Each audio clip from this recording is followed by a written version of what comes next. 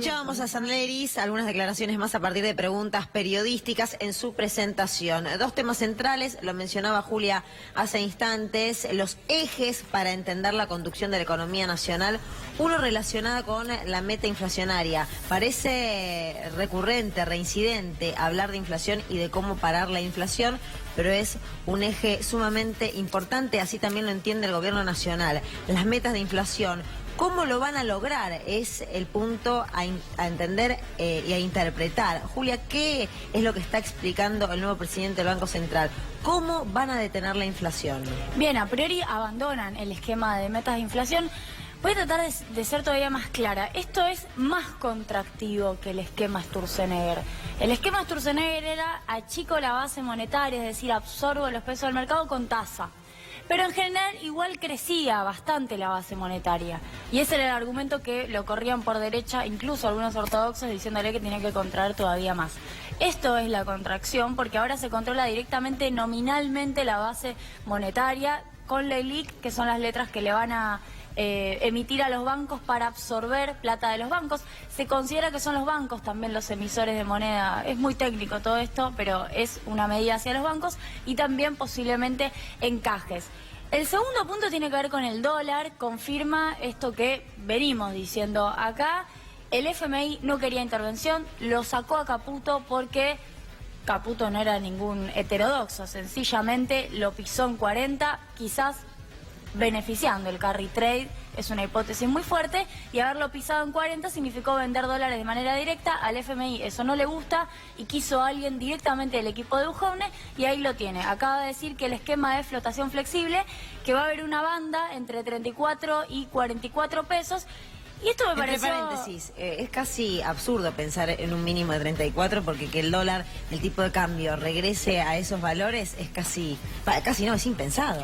Bueno, agrega un ajuste 3% mensual, lo cual hay que tener cuidado cómo lo administran, porque si lo plantean en estos términos es casi una tablita. Cuidado con el ajuste 3% mensual. Hay que ver la volatilidad de ese ajuste del dólar. Y después me pareció muy interesante. Plantea que hay mayor competitividad por la depreciación del dólar. Lo que hubo no fue una depreciación del dólar naturalmente nacida de un repollo y por ende más competitividad. Hubo un mercado que decidió mega devaluar de 20 a 40 y el gobierno lo aceptó para que cierre el programa financiero. En sintonía con lo que había dicho Mauricio Macri del dólar competitivo, Víctor Hugo, competitivo, y vos ayer te preguntabas, ¿competitivo para quién? Sí, competitivo para los más vulnerables, por cierto que no, porque les ha encarecido la vida de una manera insoportable. Pero yo quisiera volver, si me permiten, a los 57.000 millones de dólares que hoy consiguió el gobierno con el Fondo Monetario Internacional. Dije que era un escándalo, porque a futuro el país queda atado de pies y manos, tremendamente comprometido, vivirá tan solo para pagar los intereses de la deuda, ni siquiera la deuda. Y esto se parece demasiado a aquello que ocurrió en el año 2000 y 2001. Vamos a mirar un diario que buscamos con rapidez para ver cómo había sido lo del blindaje. Yo sabía que eran menos de 40.000 millones de dólares. No encontré la cifra exacta, me parece que eran 38.600 al final. Eso fue lo que el Fondo Monetario Internacional le dio al gobierno de la Rúa. Hubo 2 meses, aquí está el título. El blindaje es de casi 40.000 millones, me parece que fue 38.600. Pero la cifra poco importa, 40.000 millones, algo menos, fue lo que no el Fondo Monetario Internacional, porque el Fondo Monetario Internacional entonces puso menos de 15.000 millones, si mal no recuerdo. Hasta el gobierno de España aportó a aquello de pasar la gorra. El BID, el Banco Mundial, todos pusieron para que la Argentina tuviese 40.000 millones, un poquito menos, de dólares para poder pagar la deuda. Y esto era lo que le permitía al gobierno argentino tener el aire que ahora cree conseguir este gobierno. Igual que a Duhovne, que hace 15 días lo echaban y no se fue porque no encontraban sustituto, a Machinea, aquel préstamo que consiguió en el Fondo Monetario Internacional, al cabo de 2 meses, igual que Duhovne, le permitió quedarse en el puesto.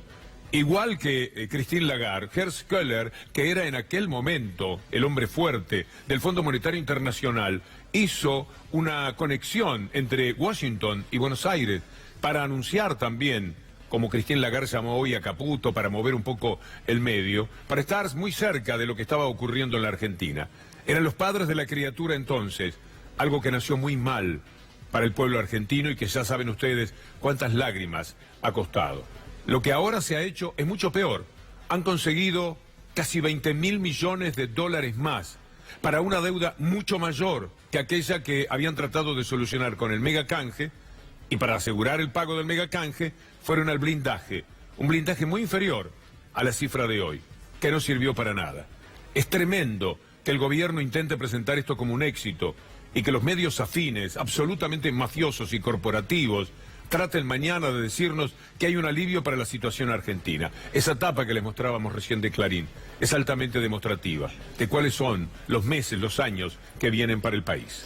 ¿Cuánto movimiento? Porque hoy han habido dos anuncios importantes. Vos analizando, Víctor Hugo, la relación y el nuevo acuerdo, la nueva deuda en realidad que contrae la Argentina con el Fondo Monetario Internacional, y con la presentación del nuevo presidente del Banco Central alineando o intentando alinear esa política pedida explícita por el Fondo Monetario Internacional para ser aplicada en la Argentina. Relación directa con estos dos puntos. Uno, el de la inflación, que Julia lo mencionó y lo explicó muy bien, y el otro, importante, por supuesto, vinculado directamente con el dólar. Esta franja, esta relación, esta banda de flotación, si vale ese término, que entre 34 y 44 no habrá intervención, no se va a vender y el dólar se puede disparar hasta llegar a 44.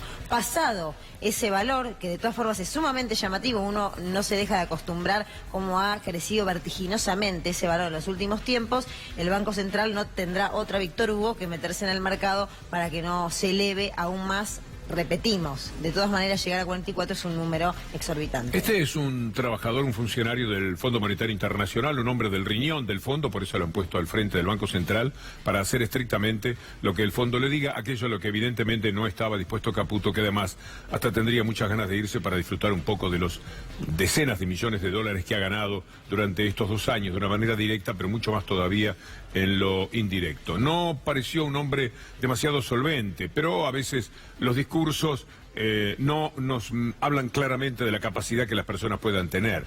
Pero se trata de un servil del establishment internacional, ni siquiera del local. Y todos los balbuceos, toda la inseguridad que mostraba en su contacto con la prensa, me parece que son determinantes para creer que es menos que Caputo, que era menos que Sturzenegger, que a su vez era menos que nada a la hora de manejar la vida económica de la Argentina. Yo quiero agregar algo sobre el dólar. Quiero recordar que el presupuesto establece un dólar promedio de 40,10 centavos. Si eso pasa, digo, si esto se va a votar, un presupuesto con un 40,10, y ya está diciendo el nuevo presidente del Banco Central que la banda va de 34...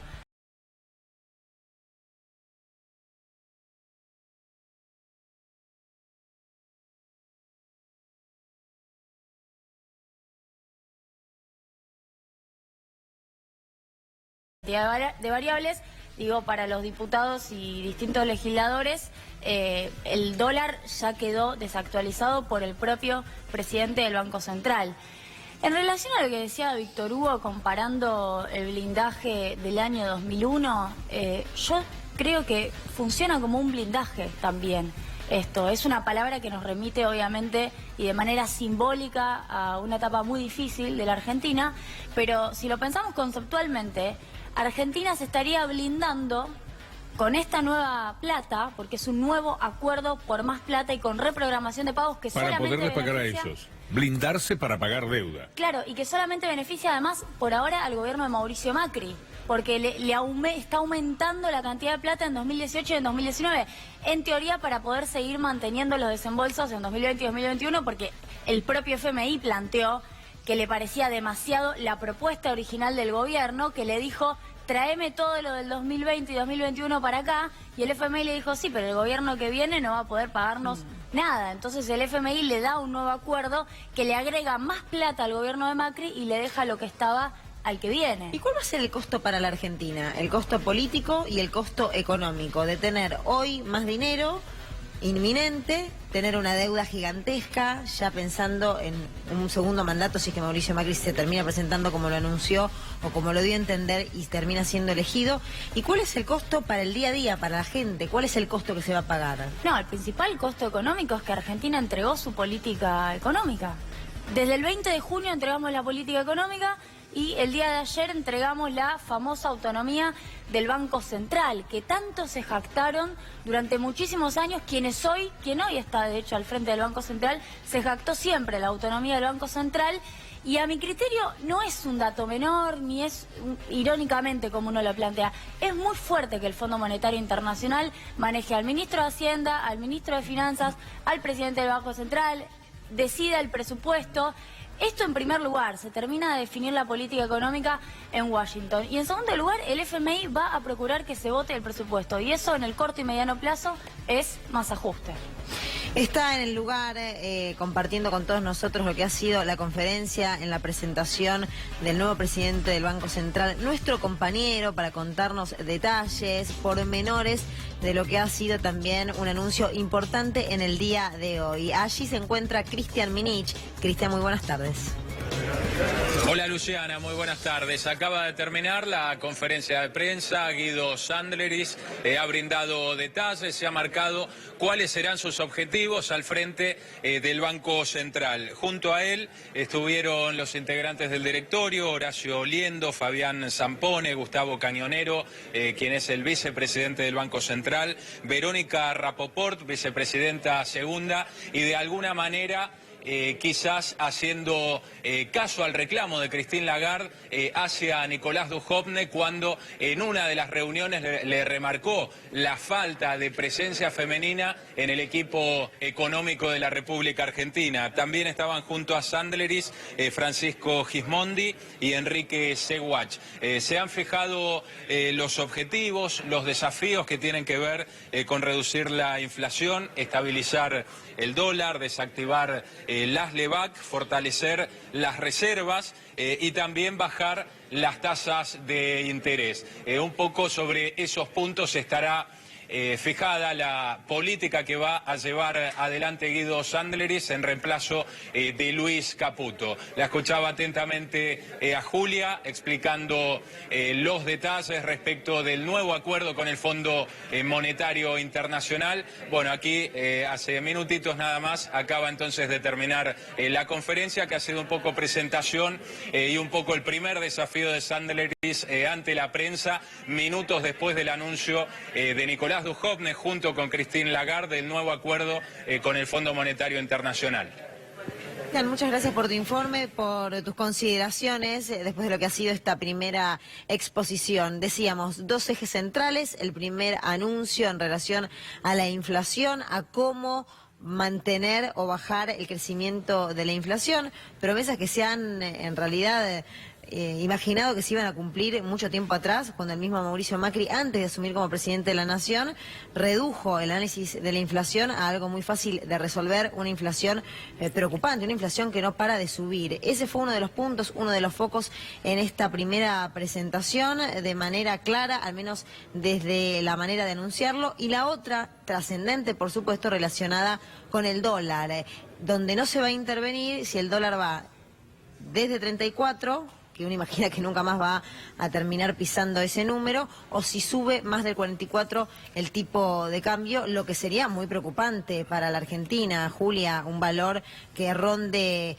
los 44 pesos cuando venimos de subas muy impactantes y de mucha desestabilidad, inestabilidad para la economía. Muy preocupante, pero competitivo. Lo dijo recién el presidente del Banco Central. A mí me parece que no hay que perder de vista cómo piensan, porque de otra manera realmente uno queda en otra sintonía.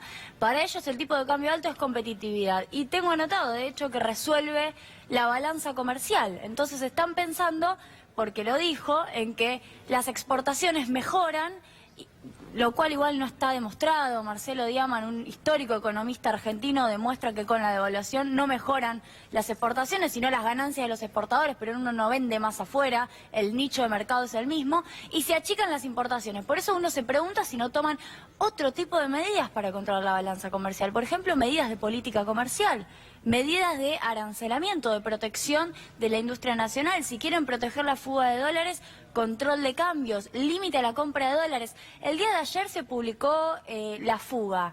El 3% de los compradores de dólares en el mes de agosto se llevó el 63% de los dólares. Entonces, no estamos hablando de una salida de dólares homogénea y masiva y de la clase media y que el Banco Central está satisfaciendo intereses de los pequeños ahorristas. Compraron más de $10.000, porque hasta ahí es la posibilidad de ver la información. Compras de hasta más de $10.000. Quien compra más de $10.000, bueno, no es un ahorrista de clase media. Cuando hablas de la gente que compró dólares, estamos en el 3% más o menos de la población de la Argentina. 1.200.000, será eso. La cifra de personas que ganan menos de 15.000 pesos en la Argentina, ustedes se la imaginan, vos si la conocés, 60% de la gente gana menos de 15.000 pesos en la Argentina. ¿Qué le van a hablar del dólar a esa gente? Sí, lo que hay que hablarles es que ese dólar enloquecido que sirve a 1 millón de personas que pueden comprar, que pueden permitirse ese lujo, a ellos se les vuelve en contra en todo lo que tienen que consumir. Un país donde lo único que crece es la venta de fideos y de arroz, donde se come cada vez menos y peor, porque el dólar ató la inflación de una manera pavorosa en esos rubros. Los remedios son muchísimo más caros, sobre todo los remedios que consumen las personas de edad. Los alimentos son muchísimo más caros. Entonces queda el fideo, queda el arroz, no se come carne. El 60-70% de las personas han dejado de comer carne. Esto tiene que ver con dólar. El otro día le mostrábamos una carnicería de Córdoba que, como una metáfora de la realidad, tenía los precios en dólares. Esto es lo que está pasando en la Argentina. Las tarifas están dolarizadas a quienes ganan menos de 15.000 pesos por mes. Y son el 60% de la población, que le hayan dolarizado las tarifas y ahora le van a sacar la tarifa social en el nuevo presupuesto. Es una salvajada absolutamente inadmisible. Todos estos personajes que desfilan y dan conferencia de prensa y parecen que hablaran académicamente, no tienen idea del padecimiento de la gente y no les importa además. Este es el drama en el que estamos. Estos 57.000 millones de dólares que nos van a tirar en la cara desde Clarín, desde La Nación mañana, o ahora mismo si usted busca en los portales seguramente ya ocurre. Es lo mismo que hicieron en el año 2000, eso que le mostrábamos de Clarín en el 2000. Ahora se sabe que van a pagar la deuda, tranquilidad para la Argentina respira, los acreedores están tranquilos, el riesgo país bajó, todo lo que le están diciendo ahora. Y mire a dónde habíamos ido a parar. Julia, ¿esto es un cambio en la política económica? ¿Es una profundización de la política económica que se venía mencionando? ¿Cómo va a repercutir en los sectores como el día lunes y el día martes se expresaron en las calles de Buenos Aires para pedir que por favor se termine con el ajuste? Bueno, justamente lo que hizo es lo opuesto a cambiar el rumbo. El gobierno cada vez que se equivoca o cada vez que tiene problemas profundiza, no revisa. En este caso profundizó, es política monetaria, es la misma de Sturzenegger de 2016, de 2017, hasta que se fue el 15 de junio de este año. Es la misma pero recargada. El gobierno profundiza la política que no funcionó, me estoy refiriendo a bajar la inflación. Y esto demuestra que el anuncio de precios cuidados también es maquillaje, porque en realidad amagaron que le importaba bajar los precios después de la corrida del dólar, anunciaron un nuevo programa, dijeron que había 550 nuevos productos. Nosotros acá advertimos, en realidad, si es testimonial, si los supermercados no lo cumplen, si la Secretaría de Comercio está dibujada con Brown al frente, si en realidad las grandes marcas no firman adentro del acuerdo y hay pequeñas pymes que no generan precio de referencia, este acuerdo no va a funcionar.